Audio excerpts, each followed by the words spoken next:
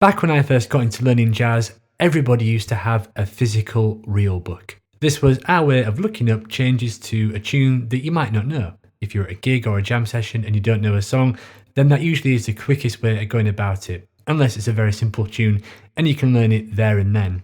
The problem is that these real books are obviously limited in how many songs they can have in them. So fast forward a couple of years, 2010, 2011, everybody started using iReal Pro, which is a fantastic app. And obviously you have access to thousands of jazz standards, and you can have this app on your phone, on your computer, or on your tablet. In this video, I'm going to share with you a few ways in which I've discovered that you can really use this app to the most. A lot of people just download it and put backing tracks on and use it that way, but there's a far more useful way of using it than just doing that. So in this video, I'm going to give you a few tips on how you can make the most of iReal Pro. So here I am on iReal Pro. If you're new to this software and you've never used it before and you want to use it for jazz, the first thing you want to do is type in Jazz Playlist iReal Pro. And you basically got all these links to download all these different standards, and as soon as you do that, then you can import several hundred jazz tunes like this, and you've got the chord progressions to thousands of jazz standards at your fingertips. So the example tune that we're going to be using for all these examples is Autumn Leaves. So if you want to find that, just go to the search box once you've got your playlist selected, and you're going to find Autumn Leaves just like that. The first thing that I'd like to share with you is that you can use iReal Pro as a visible metronome. You can see here, you've got all these options, and you can basically select which instruments you like. So with Autumn Leaves, I've turned the piano off, turned acoustic bass off, and rather than have drums, I've gone on click 2 and 4, which is generally how jazz musicians set the metronome to practice. And if I play this right now, what you should hear is basically a click.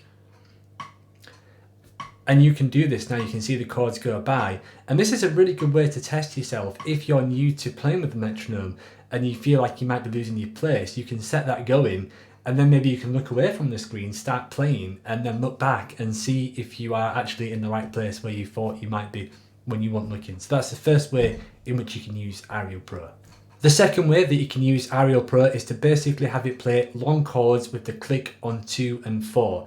When you're learning jazz and you're using jazz backing tracks, they have this kind of MIDI implied swing, which is not really that good to play with. It's rare that you find good drum tracks. So what I like to do more often than not is just keep this click on 2 and 4 as I did in the first example. Then I'll go to style, then jazz, and then I'll go to long notes, and I'll just bring the piano volume up. And if I now press play, then that will just give me the long notes against the click.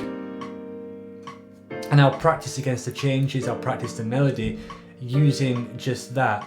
And that is often much more beneficial than using the MIDI drum swing implied thing that you get on a lot of MIDI backing tracks. So that's option number 2, using long chords with the click on 2 and 4. The third way that you can use iReal Pro is just with a bass line. So to do that, I'm using Autumn Leaves again. This time I'm going to put acoustic bass all the way up. I'm going to change my style here back to jazz, and I'll go for medium swing, and I'm going to turn the piano off, and now what you're going to hear is just a bass line with the click on 2 and 4. And you know, this is obviously not as good as playing with a real bass player, but it is good to train your ear and to listen to bass lines. Often when I've been working with students and they've gone from the practice room to a gig, if there's a bass player there and they're not used to playing against a bass line, this can sometimes throw them off. So definitely play with just acoustic bass as well as long piano chords.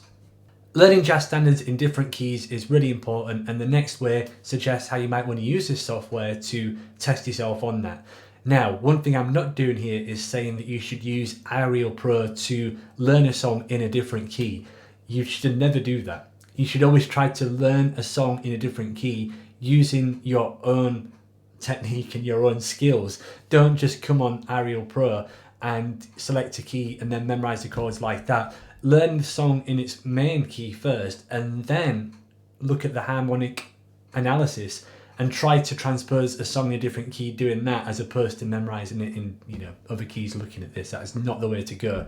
That being said, having done that, if you want to test yourself on a different key, what you can do, say if you're learning Autumn Leaves, this is commonly played in E minor as well. So if you've learnt this in G minor, then you can put that to E minor obviously look away from this and then just press play, and you're going to get a backing track in a different key. And obviously you can pick any key.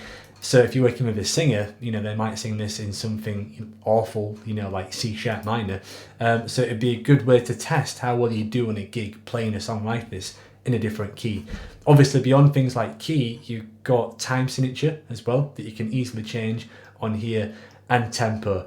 And obviously if you're using traditional backing tracks, then that's just going to take you longer to do. You know, you've got to, if you're recording a traditional backing track, you've got to basically find another backing track at a different tempo, where this is super easy to change with just a click of a mouse. You can go down as many beats as you want.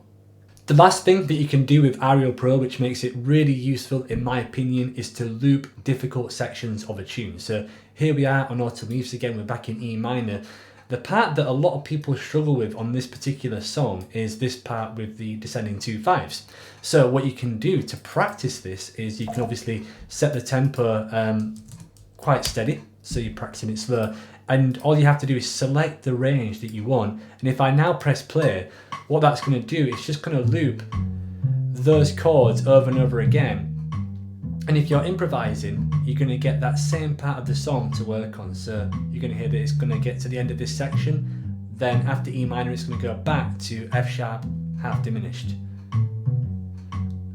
And that's super useful, right? Because if you're using a traditional backing track or something like that, then what you're going to do is, if you practice the entire song, then, and if you can play well over, say, these parts, then you're not really making the most use of your practice time. What you want to do is practice what you can't do, and this software enables you to do that.